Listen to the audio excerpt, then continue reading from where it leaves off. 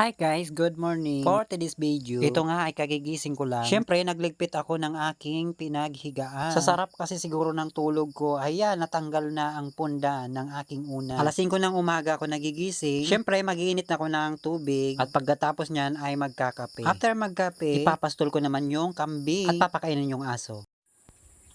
At ito nga pala ang aking flat screen TV. So makikita nyo ay rainbow color lang yung makikita nyo. Joke lang. At ito naman ang mahiwagang kusina.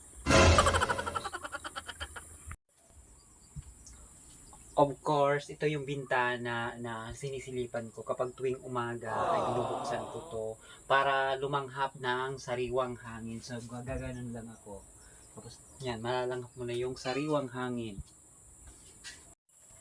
At dito naman sa balkon ko, makikita ko dito ang airplane. At yung mga ibon na lumilipad sa itaas. Kasi nga po, hindi pa napapalitan. So, sira-sira. Wala pa kasi akong budget para dyan. Kasi, imbis na ibili ko ng nipay, bibili ko na lang po ng bigas. Yun kasi ang priority ko muna dahil mahal nga po yung pagkain na bigas. Hindi na muna ako guys magtatanim or magtatabas ng damo kasi maglalaba ako ngayong araw. Sa maghapon kasi 3 bisis akong makabihis. Kapag pinapawisan kasi yung damit ko, pinapalitan ko agad yun. Siyempre para hindi po magkasakit.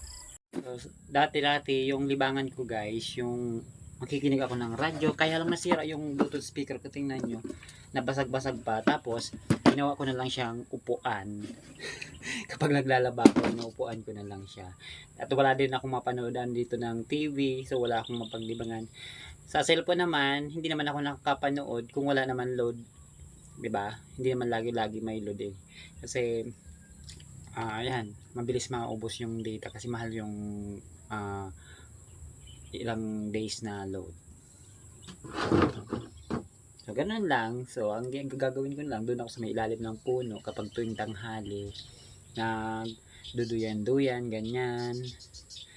Kasi hindi mainit doon sa may ilalim ng puno. So, doon ako nag-relax after na magdamo-damo ako sa bahay, sa mga damuhan, ganyan.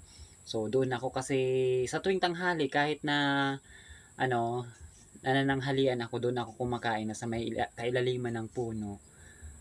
Doon ako na papahinga. Siyempre sa kabisihan naman, araw-araw, kailangan ko din naman maglaba na ng aking mga damit kasi wala na po akong maisusuot na damit. Kaya maglalaba po na muna tayo ngayon.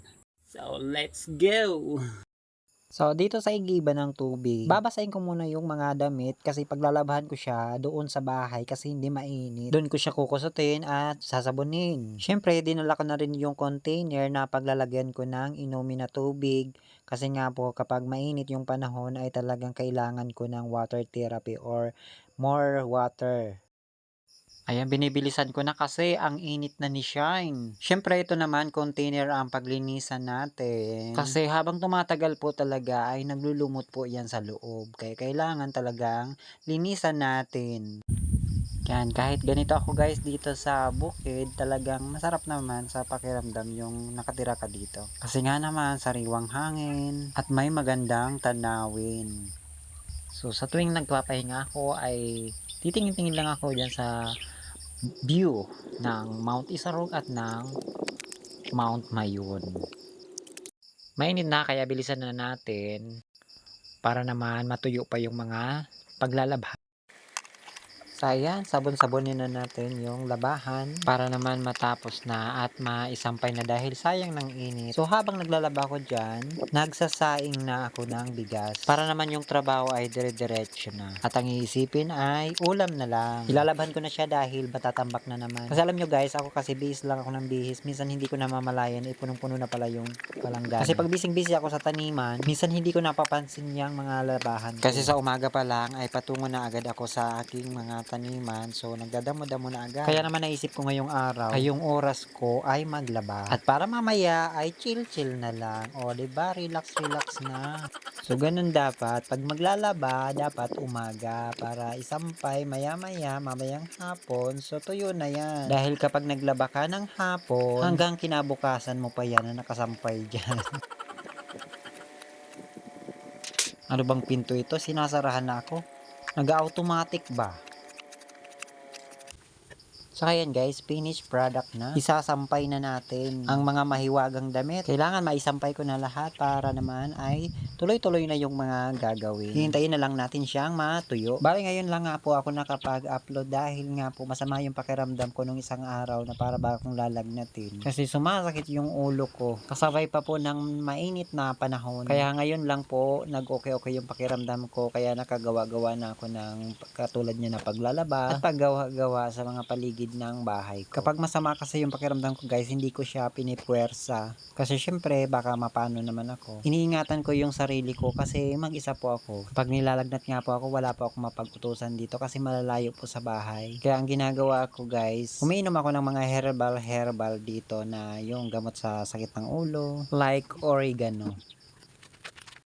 Siyempre guys, maliligo ako ng maaga para dire-diretso na, hindi yung maliligo ako na pagod na. Kailangan nauna yung paliligo, saka na yung mga trabaho maghapon. Masama kasi na kung saka pagod ka na ay saka ka maliligo. So pangit po yun, nakakasama po kasi. Maraming salamat po pala sa inyong lahat sa lagi nyo pong panonood po ng aking mga video. Sana guys, wag po kayong mag-skip para tulong na din po sa aking channel. At syempre, para makatulong din po tayo balang araw sa mga nangangailangan. Kaya, don't skip the ads. Maraming salamat po sa mga hindi po nag-skip dyan. God bless po. Ang sarap ng tubig dito guys kasi malamig. Sa tuwing naliligo ako dito, parang ayaw ko nang umalis. Kasi ang lamig at masarap yung tubig.